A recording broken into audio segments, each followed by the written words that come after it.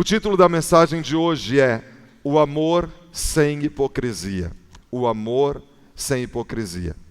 Mas também poderia ser encorajados a viver em amor.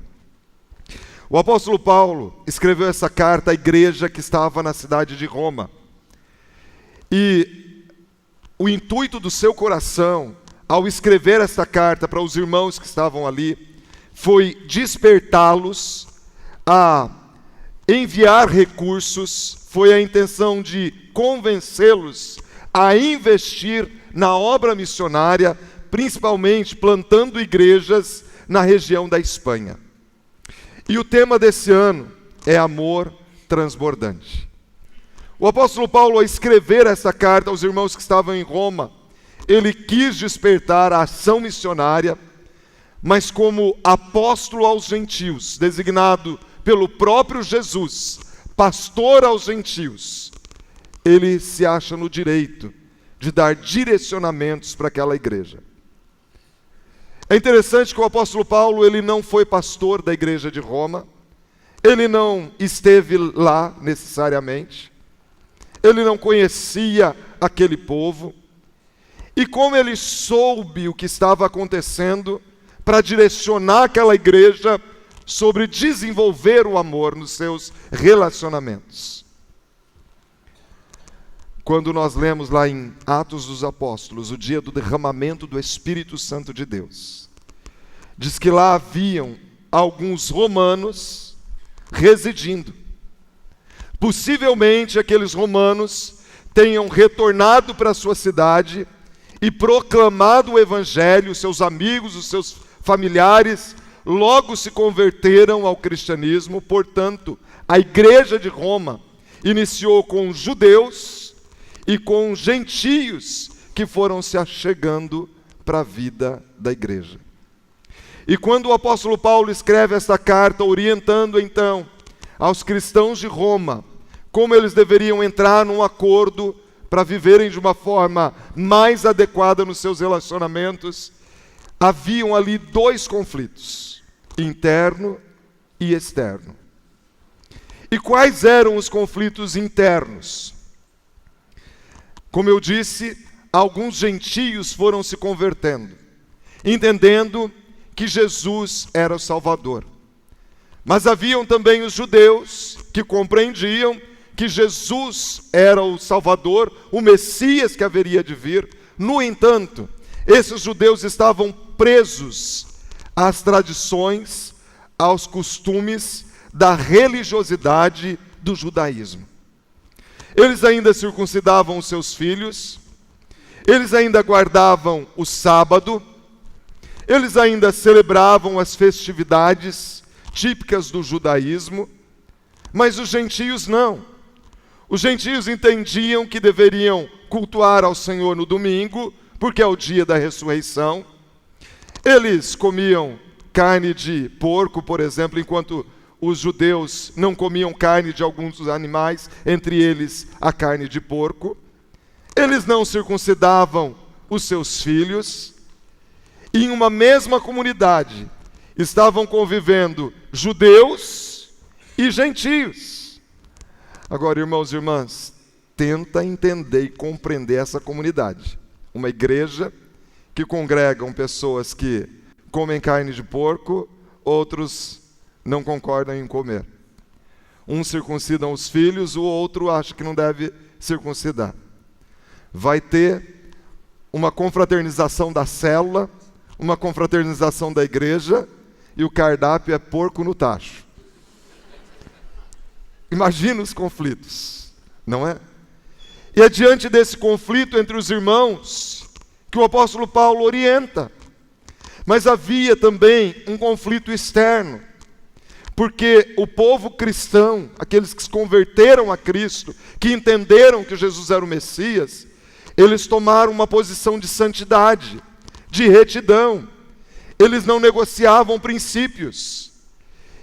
E esse povo que se converteu fazia parte da sociedade.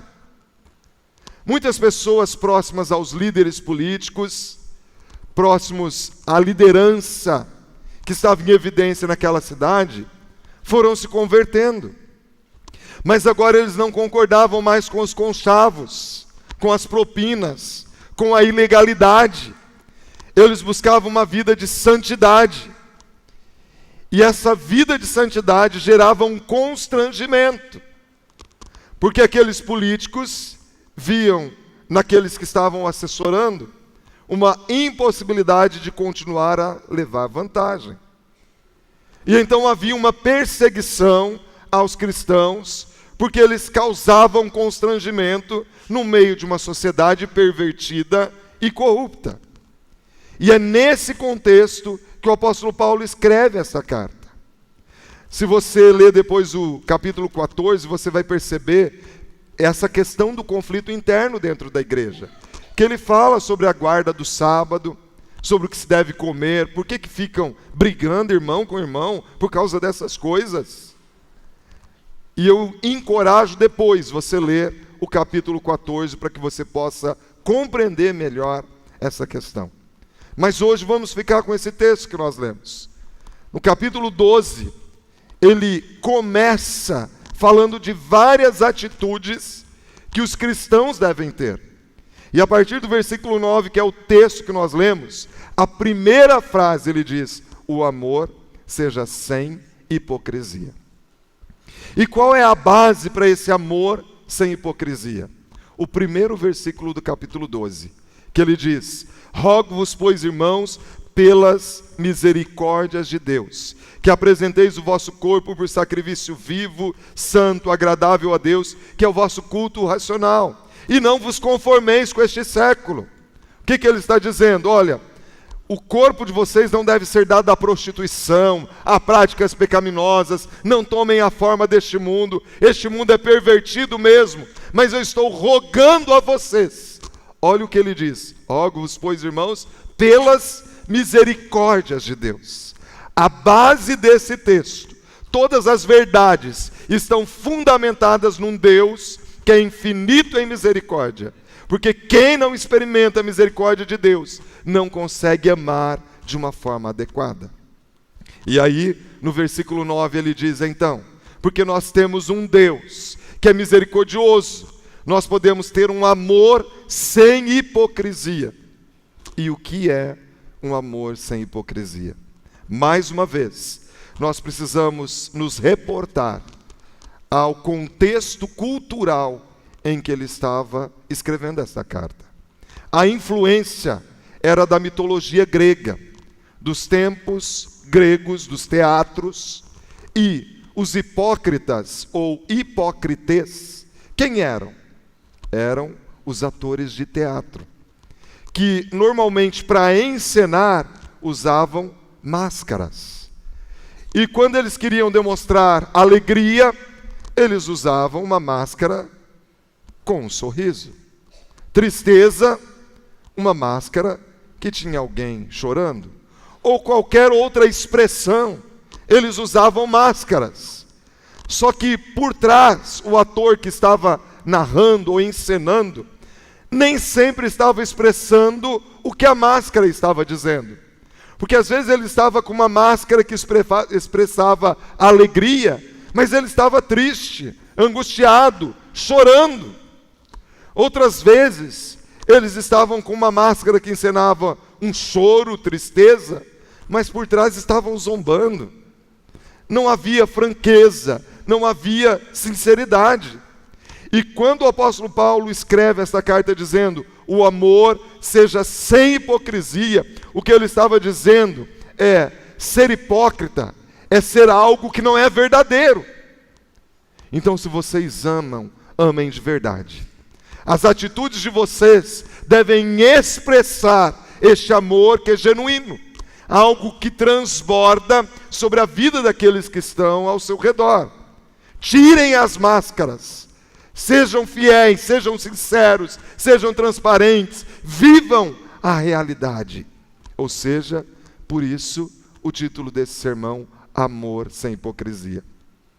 E a meu ver aqui, a primeira forma de viver sem hipocrisia é quando nós demonstramos amor pelos nossos irmãos. E no versículo 10 ele diz isso: amai-vos cordialmente uns aos outros, com amor fraternal. O que é amor fraternal? Amor fraterno é o amor de irmãos, entre irmãos de sangue, irmãos fraternos. E ele está dizendo que eu e você, que fomos recebidos pelo sangue de Jesus, lavados pelo sangue de Jesus, nós devemos viver dessa forma, como uma grande família em que nós nos auxiliamos, que eu procuro cuidar do meu irmão e andar em unidade como uma família. Em outro momento a palavra de Deus nos diz como um corpo bem ajustado. E por isso ele diz que nós devemos nos amar com este amor fraterno. E aí ele coloca aqui algumas atitudes práticas que demonstram que nós estamos amando sem hipocrisia. Quais são essas atitudes práticas? A parte B do versículo 10 diz: prefiram-se em honra uns aos outros. Porque cada vez mais nós vivemos uma época de egoísmo, onde cada um quer levar vantagem. Mas o que ele está dizendo aqui é que eu devo colocar em primazia, em prioridade o outro, ao invés de buscar o reconhecimento ou me colocar numa posição de prioridade. No versículo 13 ele diz assim: compartilhai as necessidades dos santos. E do que ele estava falando? Ele estava falando de pessoas que estavam no meio da comunidade. Santos aqui não são pessoas perfeitas. São pessoas que têm procurado ter uma vida separada para a glória de Deus, que anda num caminho de santificação, que o Espírito Santo de Deus nos auxilia. E ele diz: compartilhai a necessidade dos santos. E eu acho isso aqui de extrema, valia a gente compreender isso. E lá haviam pessoas viúvas, porque naquela época não tinha previdência social como nós temos hoje. Haviam órfãos, haviam pessoas necessitadas, porque naquela época muitas pessoas viviam de diárias, eram jornaleiros. Se fôssemos atualizar a mensagem, seria como talvez boias frias ou outros trabalhos que recebiam por diária. E aquelas pessoas, quando não tinham trabalho, elas viviam em necessidade. E por isso ele diz aqui: se você ama, compartilhe as necessidades dos santos, traga o seu quilo do amor, assista aqueles que necessitam, ajude aqueles que estão carentes. E em seguida ele diz: praticai a hospitalidade. E naquela época a hospitalidade foi de extrema relevância, porque não havia a rede hoteleira que nós temos hoje. Então as pessoas ficavam hospedadas na casa dos crentes. E muitos missionários, discípulos, cristãos, puderam levar o evangelho, porque havia hospitalidade por parte dos crentes. E o evangelho foi expandindo pelo mundo. Hoje nós podemos praticar a hospitalidade. Quando você abre a sua casa para receber uma célula, você está obedecendo à palavra, praticando a hospitalidade. Quando você recebe irmãos para ter um tempo de comunhão, você está praticando a hospitalidade. Por isso, o apóstolo Paulo diz: praticai a hospitalidade. Se você observar, a palavra de Deus ela é enfática nisso. A terceira carta de João, ela foi escrita com esse intuito. Lá cita um homem chamado Gaio, que ele não tinha nenhum outro ministério relevante. Ele não era um missionário, ele não era um pregador do evangelho, mas é enfatizada uma atitude dele, um dom, a hospitalidade. E a hospitalidade deve estar presente na nossa vida. No versículo 15, ele dá mais uma atitude prática para quem quer demonstrar amor pelos irmãos. Ele diz: alegrai-vos com os que se alegram. Irmãos e irmãs, ali havia muita tristeza, perseguição, mas também havia momentos bons. Havia época de uma boa colheita, e numa época em que viviam de um contexto agrário, às vezes um agricultor, um proprietário de terras, tinha uma excelente colheita, um filho, uma filha se casavam, às vezes alguém era curado de uma enfermidade, coisas boas também aconteciam. Mas o que acontecia possivelmente ali era uma inveja de ver o outro conquistando. Qual tem sido a minha atitude, a sua atitude, quando há uma conquista por parte do irmão, da irmã? Quem sabe comprou uma casa nova, trocou o carro, o filho passou no vestibular, passou num concurso, abriu um novo empreendimento, expandiu o próprio que já tinha. Qual tem sido a nossa atitude? Que algumas pessoas falam assim, não sei não, hein? Da onde está saindo tanto dinheiro desse jeito? Coisa boa não é. Às vezes a pessoa agiu em fidelidade, foi fiel nos dízimos e nas ofertas, não tomou uma decisão sem invocar a bênção do Senhor, orou, pediu direcionamento, Deus abriu portas. E às vezes, ao invés de abençoar, nós amaldiçoamos. Tiago 3,10, meus irmãos, de uma só boca não pode proceder bênção e de maldição. Acaso pode de uma mesma fonte sair a água amarga e a água doce? Meus irmãos, não pode ser assim. Como que com a boca que você adora ao Senhor, depois você está falando mal do seu irmão? É o que diz Tiago lá no capítulo 3, do versículo 10 em diante. E aqui ele diz assim, alegrai-vos com os que se alegram. Mas ele também diz, chorai com os que choram. Era um momento de perseguição. Muitas pessoas perdiam o seu emprego por causa da santidade, preferiam ficar com Cristo. Alguns perdiam o convívio com amigos porque agora se tornou cristão, crente em Jesus. E aí entra o papel da igreja, chorar com os que choram. E nós precisamos dar a palavra de encorajamento, oferecer o ombro e falar, pode chorar, eu vou orar por você. É o mínimo que nós podemos fazer. Atitudes práticas que demonstram amor. E aí ele diz, tende o mesmo sentimento uns com os outros. Sabe o que ele está falando? Cuidado. Olha o jeito que você está lidando com o seu irmão, discutindo por causa, se é sábado, se é domingo, por causa disso. Você está ofendendo o seu irmão. Tem o mesmo sentimento, se você não gosta de ser ofendido, não ofenda. Porque isso causa escândalo no meio do povo de Deus. Isso afasta pessoas da conversão por causa de briga entre irmãos. Para com isso. Ele está dizendo, olha, nós temos que fazer de tudo para ganhar, não para afastar. Em lugar de ser desorgulhosos, condescendei com o que é humilde.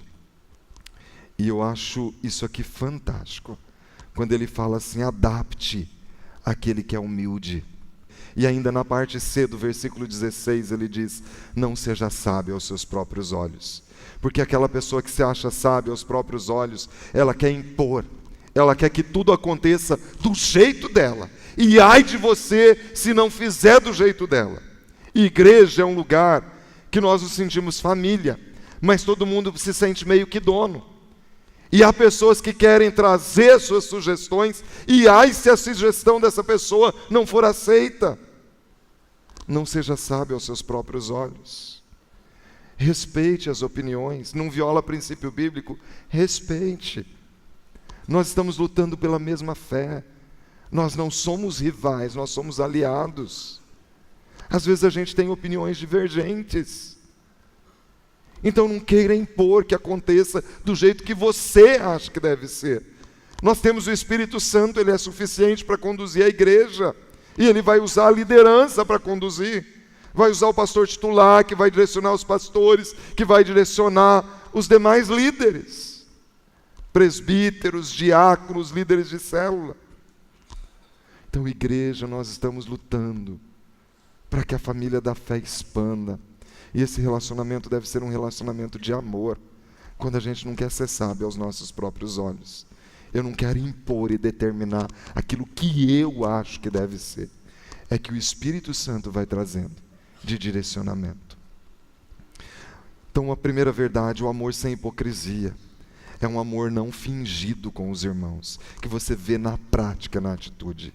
Mas o amor sem hipocrisia é um amor genuíno a Deus também.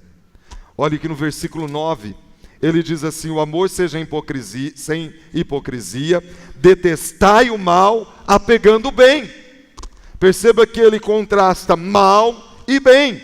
E mais uma vez nós precisamos nos reportar à cultura, porque a influência era da cultura grega, que havia um panteão de deuses lá no Monte Olimpo, Deus para cada situação, e aqueles deuses, eles tinham atitudes controversas do ponto de vista moral, porque às vezes eles estavam fazendo bem para aquele povo, mas de repente eles tomavam uma posição de personificação, uma posição humana, desciam do Monte Olimpos e vinham se envolver em intimidade sexual com prostitutas, com várias mulheres, e até apoiavam a pedofilia.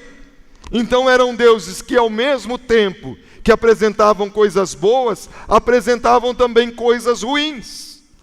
E aí o que o apóstolo Paulo está orientando nesse contexto, por trás da carta escrita a Roma, é o seguinte: não se deixem vencer pelo mal. E ele diz aqui: apeguem-se ao bem. Apeguem-se ao bem. Detestem o mal e apeguem-se ao bem. É interessante que aqui no versículo 9, quando ele usa esse termo apegar-se, essa palavra poderia ser colar também. Em outro momento, o apóstolo Paulo usa a mesma palavra para se referir a um homem que se une a uma mulher. Ou seja, um relacionamento de fidelidade que deve haver entre os dois. O que ele está dizendo é o seguinte: diante de tanta perseguição, deste mundo que pressiona, dos conflitos entre irmãos, vocês colhem em Deus, tenham um relacionamento de fidelidade com Ele. E ele diz no versículo 11: no zelo não sejais remissos, continue servindo ao Senhor. Tem irmãos perseguindo, tem irmãos se opondo, tem forças externas, continuem servindo ao Senhor. Irmãos e irmãs, não pare de servir ao Senhor porque você teve um atrito, porque alguém falou algo que não é verdadeiro.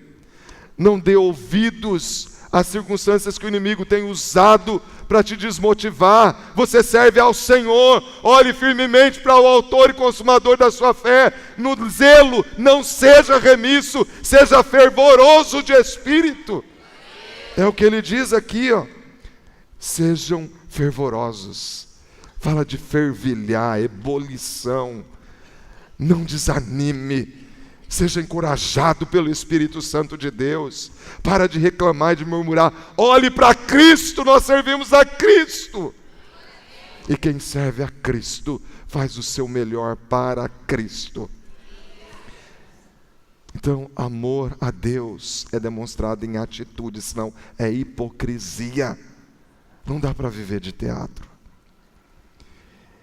E ele diz aqui 3 atitudes ou 3 orientações para quem quer realmente servir a Deus, demonstrar amor a Deus, sem hipocrisia.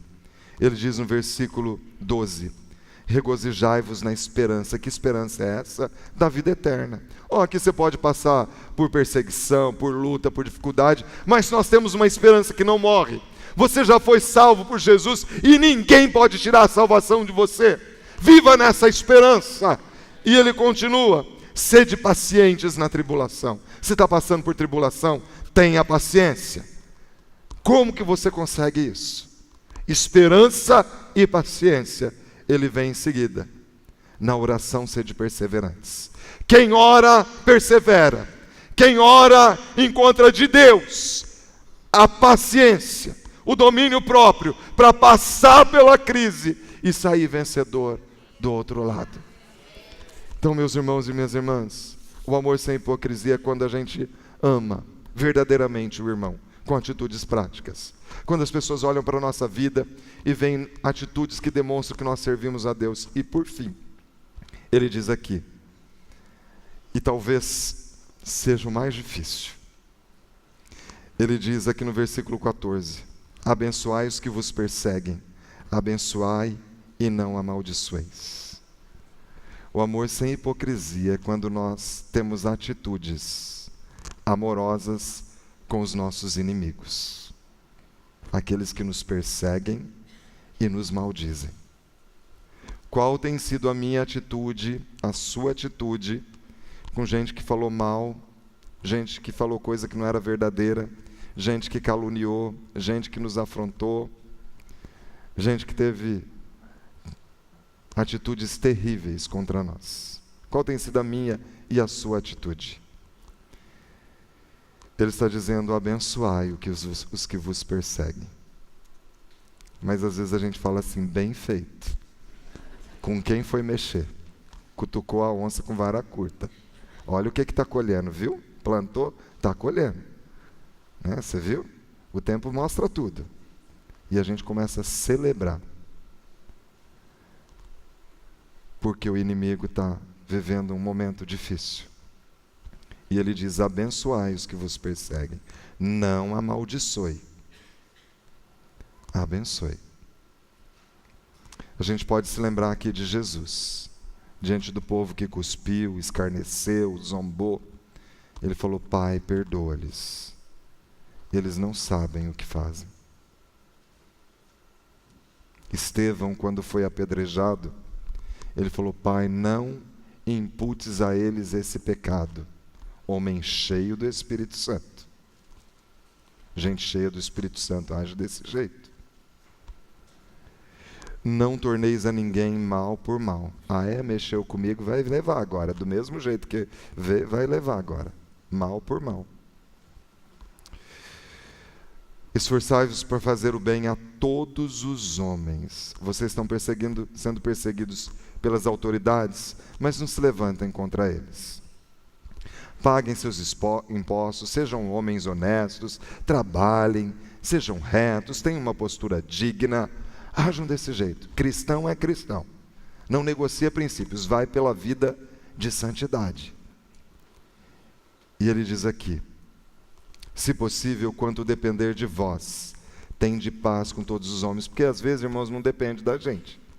Às vezes a gente faz de tudo. E o outro é que tem atitudes e continua com as atitudes. Mas no que depender de você, seja um pacificador. Tende paz com todos os homens. E aí no versículo 19 ele diz: não vos vingueis a vós mesmos, amados, mas dai lugar à ira. Os estudiosos entendem aqui que é a ira de Deus. Por que é a ira de Deus? Porque em seguida o texto diz assim: porque está escrito: minha é a vingança, eu retribuirei, diz o Senhor. É o Senhor quem vai fazer justiça. Não queira fazer na força do braço. O Senhor faz justiça. Dessa justiça ninguém escapa. E aqui, no versículo 20, ele diz: antes, se o teu inimigo tiver fome, dá-lhe de comer. Se tiver sede, dá-lhe de beber. Porque fazendo isto, amontoarás brasas de fogo sobre a sua cabeça. Não te deixes vencer do mal, mas vence o mal com o bem. Ele está citando Deuteronômio 32, 35. É assim: o inimigo bate de frente, afronta, faz o bem. Porque talvez isso possa mudar o intuito do coração daquela pessoa e ela venha receber a Jesus como Salvador. Porque te faz mal e você faz bem. Deixa o outro de cabeça quente, amontoa as brasas vivas. Eu faço mal e ele faz bem. Eu faço mal, ela faz bem. Aqui está a forma de vencer, de sair vencedor. Ele diz: não te deixes vencer do mal, mas vence o mal como? Com o bem. Nós vencemos o mal fazendo o bem. Nos faz mal, a gente faz bem. Faz mal, a gente faz bem. Vence o mal com o bem. O amor sem hipocrisia, franco, sincero, autêntico, é quando eu consigo ter atitudes práticas com relação aos meus irmãos. Atitudes práticas com Deus. Eu persevero, não retrocedo, não paro. E atitudes práticas com aqueles que nos maltratam, nos maldizem.